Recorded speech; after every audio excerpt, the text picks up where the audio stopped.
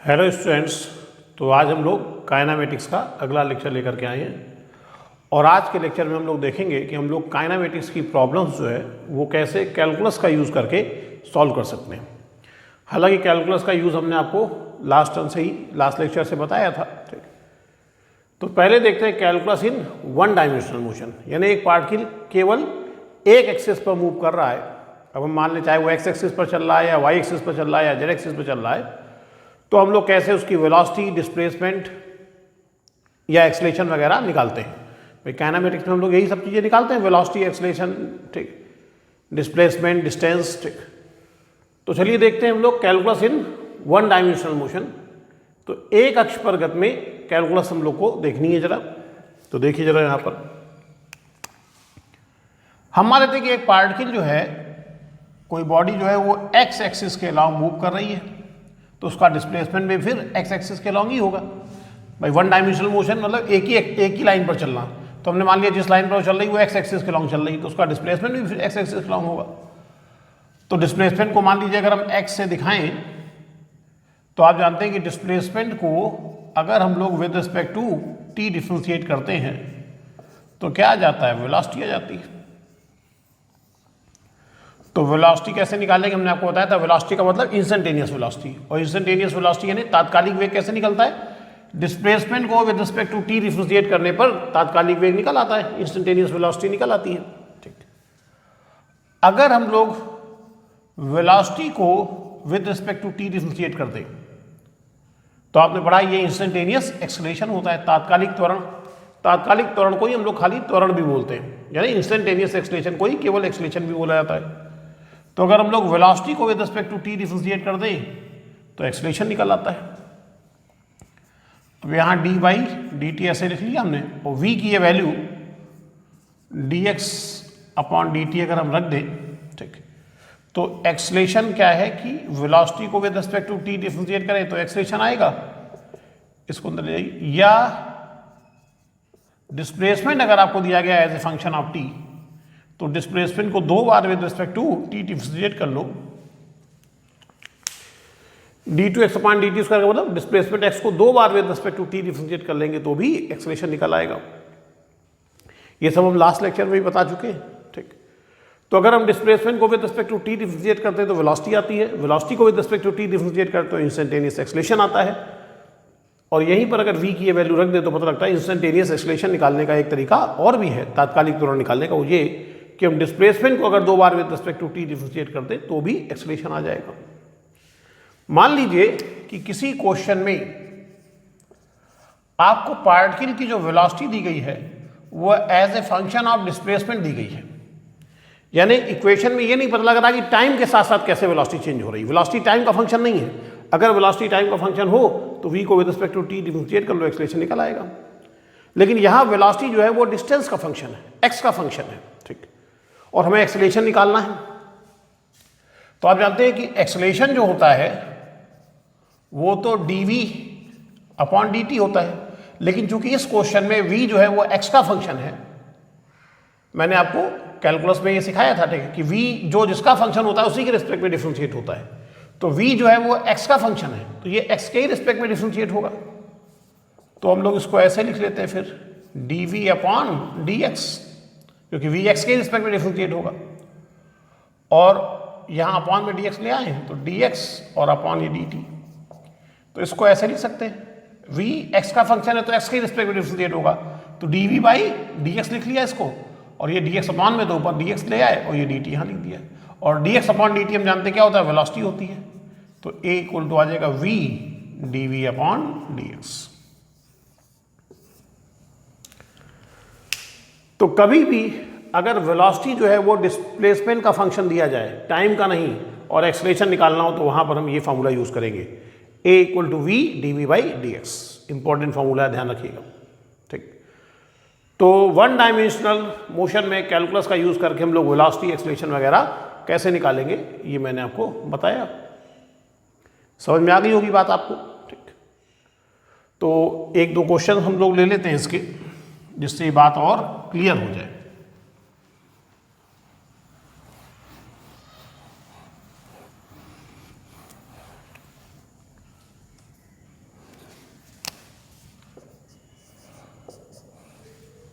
तो यहाँ पर हम लोग जो पहला क्वेश्चन लेने जा रहे हैं वो ये है कि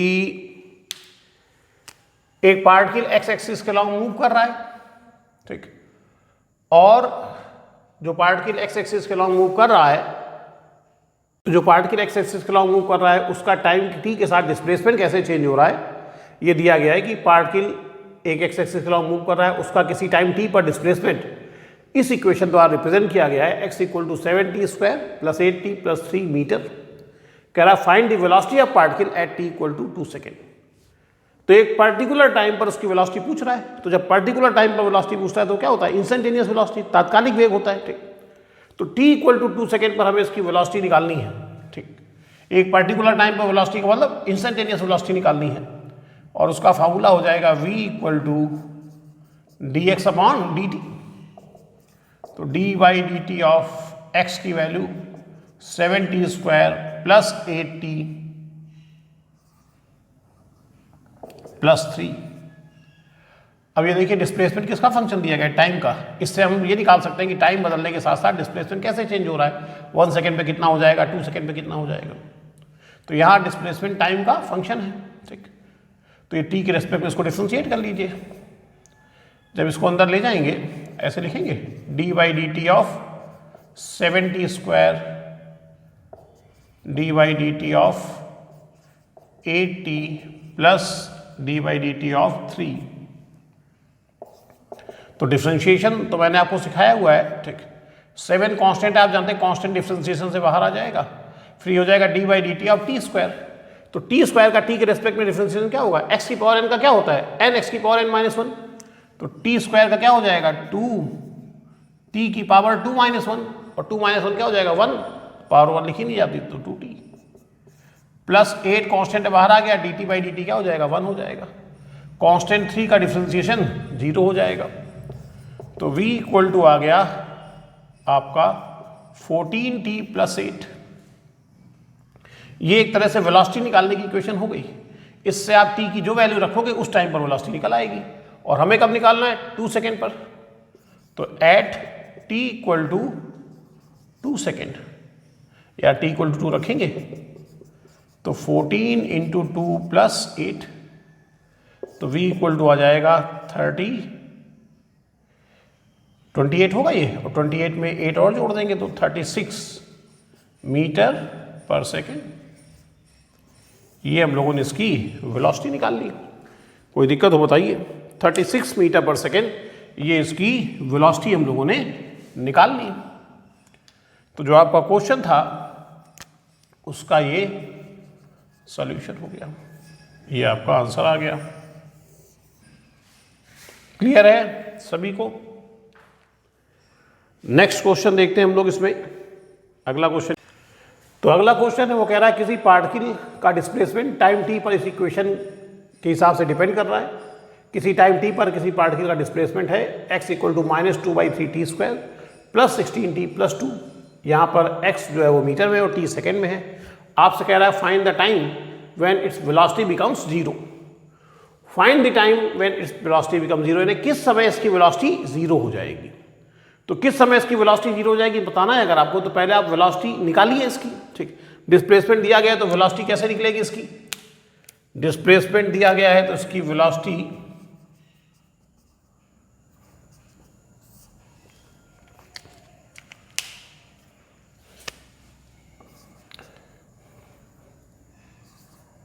v equal to dx upon dt,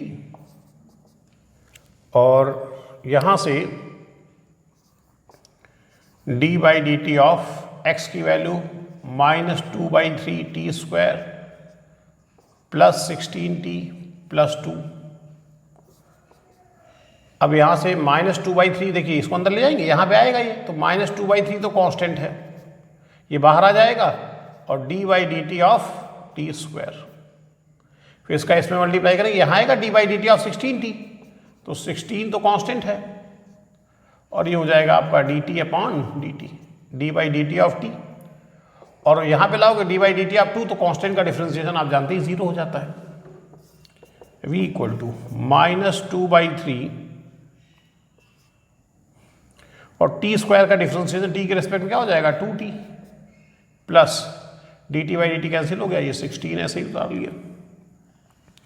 तो v इक्वल टू आ गया -4/3t प्लस 16, ये वेलोसिटी की इक्वेशन है और हमें t की वो वैल्यू निकालनी जिसके लिए वेलोसिटी 0 हो जाए। ठीक, t की किस वैल्यू पर वेलोसिटी 0 हो जाएगी। ठीक, तो जैसे हमें निकालना होता है कि 2 सेकंड पे वेलोसिटी कितनी होगी तो t इक्वल टू 2 रख के v निकालते, 3 सेकंड पे कितनी होगी तो 3 रख के v निकालते। अभी उल्टा है, अभी हमें v 0 चाहिए, किस टाइम पर होगा ये बताना है, तो यहाँ v की जगह तुम 0 रख दो और यहाँ से t निकाल लो, तो ये वो टाइम आ जाएगा जिस पर इसकी वेलोसिटी 0 हो जाएगी। इसको इधर लाओ, -4/3t इक्वल टू 16, 4 से 16 कैंसिल करोगे 4 आएगा, इसको इधर ले लो।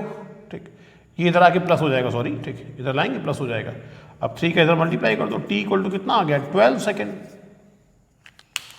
तो आपको पता लग गया t इक्वल टू 12 सेकेंड पर उसकी वेलोसिटी जो है वो क्या हो जाएगी 0 हो जाएगी। t इक्वल टू 12 सेकेंड पर उसकी वेलोसिटी जो है वो 0 हो जाएगी। ये हमने बता दिया, t इक्वल टू 12 सेकेंड पर पार्टिकल की वेलोसिटी 0 होगी। कोई दिक्कत हो बताइए, सबकी समझ में आ गई बात। ठीक, क्लियर है बात एकदम। चलिए अब इसको इरेज करते हैं फिर और एक। तो चलिए देखते हैं अगला क्वेश्चन क्या है। अगले क्वेश्चन में आपसे कह रहा है कि एक पार्टिकल का डिस्प्लेसमेंट टाइम t के साथ इक्वेशन दी गई है। किसी टाइम t पर पार्टिकल की डिस्प्लेसमेंट इक्वेशन है x equal to t cube -60 square plus 3t plus 4। यहाँ x मीटर में और t सेकेंड में है। कह रहा find the velocity of particle when it's acceleration will be 0। आपको बताना है कि इसकी वेलोसिटी उस समय कितनी होगी जिस समय इसका एक्सेलरेशन जो है वो 0 होगा। तो देखिए इसका सॉल्यूशन क्या होगा। पार्टिकल की वेलोसिटी उस समय बतानी है जब इसका एक्सेलरेशन 0 होगा। तो बतानी तो वेलोसिटी है, लेकिन कब, जब एक्सेलरेशन 0 होगा। तो इसका मतलब पहले तो हम ये निकालें कि इसका एक्सेलरेशन कब 0 होगा, जैसे अभी पिछले सवाल में निकाला था कब वेलोसिटी 0 होगी। तो ऐसे ही हमें निकालना पड़ेगा कब इसका एक्सेलरेशन 0 होगा और फिर t की उस वैल्यू पर वेलोसिटी निकालनी पड़ेगी। तो ये जो डिस्प्लेसमेंट की इक्वेशन दी गई है इसको अगर हम लोग with respect to t differentiate कर लें, d by d t of t cube -60 square plus 3t plus 4। तो देखिए अब डिफरेंशिएशन तो आपको आता ही, मैं जल्दी जल्दी कर देता हूँ। टी क्यूब का हो जाएगा 3t square minus sign 6 constant बाहर आ जाएगा, टी स्क्वायर का हो जाएगा 2t, तो -6 इंटू 2t क्या हो जाएगा -12t। फिर यहाँ लाओगे डी बाई डी टी को, 3 कांस्टेंट बाहर आ जाएगा और t का डिफरेंस t के रिस्पेक्ट में 1 हो जाएगा, तो 3 बचा।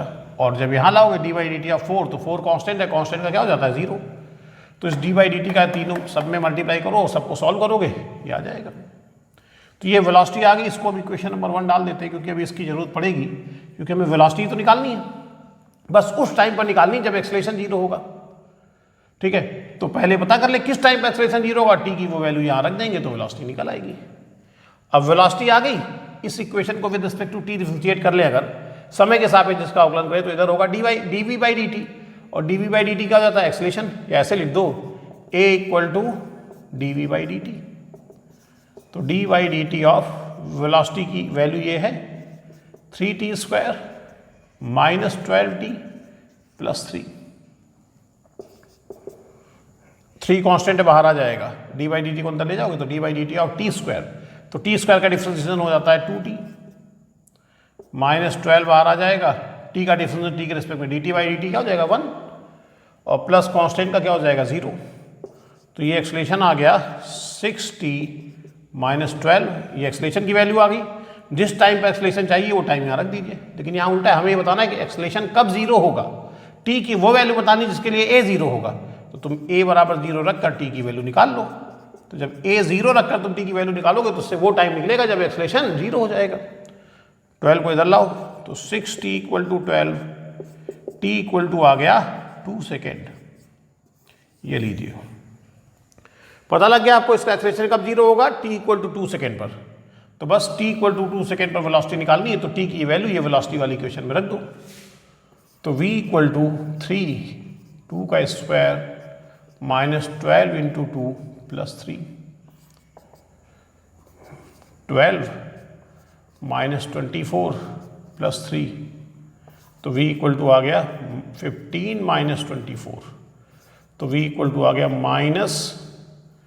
-9 मीटर पर सेकेंड। और वेलोसिटी निगेटिव होने का मतलब है कि बैकवर्ड वेलोसिटी है, पार्टिकल आगे जाने की जगह पीछे आ रहा है 9 मीटर पर सेकेंड की वेलोसिटी से। ठीक है, तो ये हमारा क्वेश्चन हो गया। हमने निकाल लिया कि जब एक्सेलरेशन 0 होगा उस समय इसकी वेलोसिटी -9 मीटर पर सेकेंड होगी।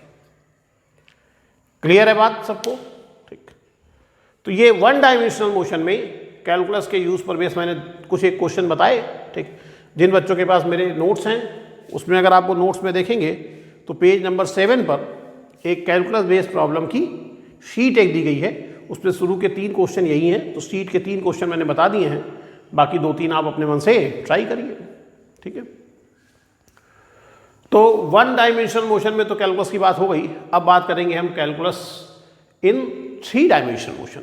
तो 3 डायमेंशनल मोशन, तो चलिए देखते हैं हम लोग कैलकुलस इन 3 डायमेंशनल मोशन।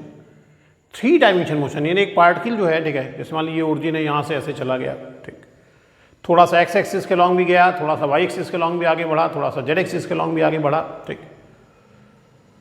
तो 3 डायमेंशन मोशन में, ठीक है, मान लीजिए कि जैसे एक पार्टिकल ओरिजिन पर था और t सेकेंड में ये किसी पॉइंट P पर पहुंच गया। यहाँ पर इस पॉइंट P के कोऑर्डिनेट x, y, z है। तो O से P पर पहुंचा तो इनिशियल पॉइंट को फाइनल पॉइंट से मिलाएं और फाइनल पॉइंट की ओर एरो लगा दें, तो ये इसका डिस्प्लेसमेंट वेक्टर हो जाएगा r वेक्टर।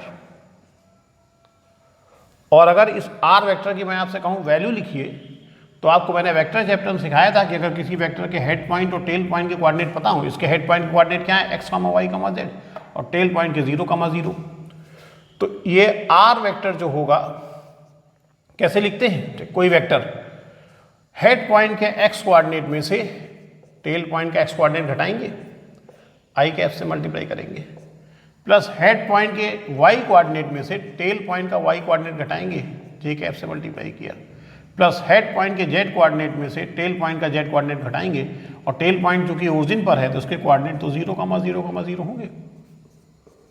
ठीक है, तो ये हो गया r वेक्टर की वैल्यू। और r वेक्टर की जो वैल्यू आई है ये आ गई है xi cap plus yj cap plus zk cap. जब कोई वेक्टर i j के फॉर्म में लिखा हो तो आप जानते हैं उसमें जो i कैप वाला टर्म होता है ये उस वेक्टर का x कंपोनेंट होता है, यानी पार्टिकल का डिस्प्लेसमेंट कितना हुआ, r वेक्टर, ये उसका x कंपोनेंट है, ये उसका y कंपोनेंट है, और ये उसका z कंपोनेंट है।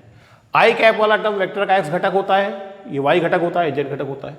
उसमें से i कैप का जो गुणांक होता है वो x कंपोनेंट का मैग्नीट्यूड होता है, यानी अगर पार्टिकल का डिस्प्लेसमेंट r वेक्टर है, इसका मतलब वो x अक्ष की दिशा में कितनी दूरी तक चला है, x डिस्टेंस आगे बढ़ गया है, y एक्स की डायरेक्शन में y डिस्टेंस आगे बढ़ गया है, और z एक्सिस की डायरेक्शन में z डिस्टेंस आगे बढ़ गया, क्योंकि ये x कंपोनेंट का मैग्नीट्यूड है, ये y कंपोनेंट का मैग्नीट्यूड है, और ये z कंपोनेंट का मैग्नीट्यूड है। खैर हमें डिस्प्लेसमेंट पता है, डिस्प्लेसमेंट को अगर हम with respect to t differentiate करें तो वेलोसिटी आती है। तो वेलोसिटी वेक्टर यहाँ हो जाएगा dr वेक्टर अपॉन dt, और d by d t of r vector है xi cap plus yj cap plus zk cap. तो v वेक्टर इक्वल टू, इसको अंदर ले जाएंगे तो dx upon d T I cap plus dy upon d T J cap plus dz upon d T के cap. तो अगर 3 dimension motion है तो पार्टिकल की वेलोसिटी निकालने की ये इक्वेशन होगी। 3 डायमेंशन मोशन में वेलोसिटी निकालने, यानी कोई पार्टिकल 3 डायमेंशन मोशन कर रहा है तो वेलोसिटी निकालने की equation dx upon d T I cap plus dy upon d T J cap plus dz upon d T के कैप। मान लो 2 डायमेंशन मोशन है, वो केवल xy प्लेन पर चल रहा है, इस प्लेन पर, तो ये कंपोनेंट फिर नहीं होगा। अगर कोई पार्टिकल केवल yz प्लेन पे चल रहा है, इस प्लेन पे चल रहा है, खाली इस प्लेन पे, जैसे जमीन मान ले इसको, तो इस पे चल रहा है, इधर आया इधर थी, तो वो x और z एक्सिस के लॉन्ग, जैसे जमीन ये ऊंचाई जो है इसको z एक्सिस मान ले, ये x एक्सिस, ये y एक्सिस, तो ये जो प्लेन होगा पार्टिकल इसी प्लेन पे चल रहा है, ऊपर नहीं उठ रहा है, तो z एक्सिस पर मोशन नहीं हो रहा है। ठीक, तो खाली यही 2 टर्म हो जाएंगे। ठीक, तो 3 डायमेंशन मोशन, और केवल अगर x एक्सिस पे ही चल रहा है, इसी के लॉन्ग चल रहा है, तो y एक्सिस पर कोई डिस्प्लेसमेंट नहीं हो रहा है, यानी y जीरो हो गया और z जीरो हो गया, तब खाली वेलोसिटी हो जाएगी dx upon dt i cap. I cap तो वेलोसिटी की डायरेक्शन बता रहा है, जब पार्टिकल एक्स एक्सिस के लॉन्ग चल रहा है तो वेलोसिटी भी तो एक्स एक्सिस के लॉन्ग ही होगी, तो वेलोसिटी का मैग्नीट्यूड क्या होगा dx अपॉन dt, जो भी पढ़ा था एक्स एक्सिस के लॉन्ग। ठीक, तो ये 3 डायमेंशन में वेलोसिटी निकालने का फार्मूला हो गया। इसमें आप जानते हैं x क्या है, x पार्टिकल का x एक्सिस के लॉन्ग कितना डिस्प्लेसमेंट हुआ है, केवल x एक्सिस के लॉन्ग कितना डिस्प्लेसमेंट हुआ है। तो डिस्प्लेसमेंट को तो with respect to t differentiate करें तो वेलोसिटी आती है। तो ये भी कह सकते हैं कि v क्या है, ये पार्टिकल की नेट वेलोसिटी वेक्टर है, और उसमें dx अपॉन dt क्या है, ये x एक्सिस के लॉन्ग डिस्प्लेसमेंट है, तो dx अपॉन dt पार्टिकल की वेलोसिटी x एक्सिस के लॉन्ग कितनी है, यानी वेलोसिटी का x कंपोनेंट कह सकते हो। तो अगर आप चाहो तो dx अपॉन dt की जगह vx लिख सकते हो, vx का मतलब वेलोसिटी का x कंपोनेंट। ऐसे y एक्सिस के लॉन्ग डिस्प्लेसमेंट है तो dy अपॉन dt पार्टिकल की y एक्सिस के लॉन्ग वेलोसिटी हो जाएगी। ऐसे dz अपॉन dt पार्टिकल की z एक्सिस के लॉन्ग वेलोसिटी हो जाएगी। तो अगर किसी पार्टिकल की वेलोसिटी v है जिसके x y z component vx vy और vz, इसका मतलब होता है कि वो x एक्सिस के अलॉन्ग x अक्ष की दिशा में इस स्पीड से आगे बढ़ रहा है, y अक्ष की दिशा में इस स्पीड से आगे बढ़ रहा है, और z अक्ष की दिशा में इस स्पीड से आगे बढ़ रहा है, उसकी नेट वेलोसिटी क्या है, v है। ठीक है, वैसे काम यही आता है फार्मूला कि अगर x y z एक्सिस तीनों 3 डायमेंशनल मोशन है तो वेलोसिटी निकालने की इक्वेशन ये होगी। और एक्सेलरेशन कैसे निकालेंगे, ये वेलोसिटी है तो एक्सेलरेशन आप जानते हो a equal to dv by dt होता है। तो a equal to d by d t of v की value dx upon dt i cap plus dy upon dt j cap plus dz upon dt k cap. और अब D by d T को अंदर ले जाओगे इन तीनों में। ठीक, तो a वेक्टर आ जाएगा, पहले यहाँ मल्टीप्लाई होगा तो आ जाएगा d2x upon d t square i cap plus d2y upon d t square j cap plus d2z upon d t square k cap. 3 dimension motion में ये एक्सेलरेशन निकालने का फार्मूला हो गया d2x अपॉन dt। आप जानते हैं डिस्प्लेसमेंट को अगर हम 2 बार with respect to t differentiate करें तो एक्सेलरेशन आता है। तो ये x जो है ये पार्टिकल का x एक्सिस का लॉन्ग डिस्प्लेसमेंट है, तो इसको अगर हमने 2 बार with respect to t differentiate कर दिया तो ये x एक्सिस के लॉन्ग एक्सेलरेशन आ गया, यानी एक्सेलरेशन का वो कंपोनेंट जो x एक्सिस के लॉन्ग है। तो अगर आप चाहें तो इसको लिख सकते हैं ax आई कैप। ऐसे d2y अपॉन dt स्क्वायर को आप लिख सकते हैं ay, यानी एक्सेलरेशन का y कंपोनेंट, और इसको लिख सकते हैं az। तो किसी वेक्टर को आप जानते हैं आई कैप, जे कैप और के कैप के टर्म में 3 कंपोनेंट्स में करके लिख सकते हैं। ठीक, तो अगर किसी पार्टिकल का 3 डायमेंशन मोशन हो रहा है, ठीक, तो उसका डिस्प्लेसमेंट वेक्टर r जो है वो x i cap plus y j cap plus z k cap लिखा जा सकता है, जहाँ ये उसका x कंपोनेंट, ये y कंपोनेंट, z कंपोनेंट है। तो उस समय उसकी वेलोसिटी होगी dx upon dt i cap plus dy upon dt j cap plus dz upon dt k cap. और एक्सेलरेशन होगा d2x upon dt square i cap plus d2y upon dt square j cap plus d2z upon dt square k cap. केवल अगर 2 dimensional motion है तो उसमें जो ना हो, मान लो केवल वो एक्स जेड प्लेन पे चल रहा है, y नहीं है, तो ये 0 कर दिया। ठीक, समझ में आ गई बात। तो 3 डायमेंशन मोशन में वेलोसिटी निकालने और एक्सेलरेशन निकालने का फार्मूला ये होगा। अब इस पर बेस क्वेश्चन हम लोग 1-2 ले लेते हैं तो ये समझ में आ जाएगा आपको। तो चलिए देखते हैं 3 डायमेंशन मोशन का एक क्वेश्चन। वैसे तो क्वेश्चन ये 2 डायमेंशन मोशन का है, क्योंकि क्वेश्चन में कह रहा है कि एक पार्टिकल जो है वो XY प्लेन में क्या हो रहा है, चल रहा है, XY प्लेन में चल रहा है। ठीक है, जैसे हम ये माने कि ये जो है ये x एक्सिस है, ये y एक्सिस है, ये z एक्सिस है, तो एक पार्टिकल इस प्लेन पे चल रहा है, XY प्लेन पर। ठीक, तो x एक्सिस पर उसका जो डिस्प्लेसमेंट है वो टाइम पर इस तरह से डिपेंड कर रहा है, x इक्वल टू 60, और y एक्सिस पर जो उसका डिस्प्लेसमेंट है वो टाइम पर डिपेंड कर रहा है 8t माइनस 5t स्क्वायर, इस इक्वेशन से। तो वो XY प्लेन पर चल रहा है, ठीक है, और x एक्सिस और y एक्सिस पर जो उसका डिस्प्लेसमेंट हो रहा है वो टाइम के साथ साथ कैसे कैसे चेंज हो रहा है, वो ये 2 इक्वेशन दी गई हैं। आपसे कह रहा है कि पार्टिकल की इनिशियल वेलोसिटी का मैग्नीट्यूड निकालिए, find the magnitude of its initial velocity. कण के प्रारंभिक वेग का परिमाण निकालना है। तो पहले वेग निकालिए, ठीक, वेलोसिटी निकालिए, फिर उसका परिमाण निकालेंगे, मैग्नीट्यूड। ठीक, तो आप जानते हैं 2 डायमेंशनल मोशन में वेलोसिटी क्या हो जाएगी, v वेक्टर बराबर हो जाएगा dx upon dt i cap plus dy upon dt j cap. z axis पर नहीं है तो dz upon dt k cap नहीं होगा, तो वेलोसिटी यहाँ होगी dx upon dt i cap plus dy upon dt j cap. तो हमें dx अपॉन dt चाहिए होगा, कैसे मिलेगा, इस इक्वेशन को with respect to t differentiate करिए, तो इधर आ जाएगा dx अपॉन dt, इधर d by d t of 6t। तो ये तो dx अपॉन dt रहा, यहाँ 6 कांस्टेंट है, बाहर आ जाएगा और dt बाई dt 1 हो जाएगा, तो dx अपॉन dt की वैल्यू 6 आ गई। ऐसे ही इसको with respect to t differentiate कर दें, तो dy अपॉन dt, इधर d by d t of 8t minus 5t square. अब इसको अंदर ले जाएंगे तो dy upon d t equal to, यहाँ आएगा तो 8 कांस्टेंट है, बाहर आ जाएगा, dt बाई डी टी 1 हो जाएगा, तो 8 बाहर है और dt बाई डी टी 1 हो गया, तो ये बचा 8 माइनस 5 कांस्टेंट है, बाहर आ जाएगा और d by d t of T square, तो टी स्क्वायर का डिफरेंशिएशन t के रेस्पेक्ट में हो जाएगा 2t। तो dy upon d T 8 minus 10t आ गया। ये हम लोगों ने dy अपॉन डी टी की वैल्यू निकाल ली। ये dx अपॉन डी टी है, वेलोसिटी होगी dx upon d T I cap plus dy upon d T J cap, ये वेलोसिटी वेक्टर की वैल्यू होगी। अब dx अपॉन डी टी की वैल्यू क्या आई है 6, तो 6 i cap, dy upon d t की वैल्यू आई है 8 माइनस 10t जे कैप। तो ये उसकी वेलोसिटी आ गई। आप जानते हैं वेग एक सदिश राशि होती है, तो सदिश राशि यानी वेक्टर से डिनोट होगी, तो इसमें आई कैप जे कैप आ रहा है। आप जानते हैं आई कैप जे कैप के कैप ये डायरेक्शन रिप्रेजेंट करता है, ठीक। तो इसकी वेलोसिटी आ गई, लेकिन हमें क्वेश्चन में क्या कह रहा है find the magnitude of its initial velocity, प्रारंभिक वेग का परिमाण ज्ञात करें। प्रारंभिक का मतलब जब गति आरंभ हुई, तो प्रारंभिक का मतलब t इक्वल टू 0 पर, ठीक। तो at t equal to 0 for initial velocity,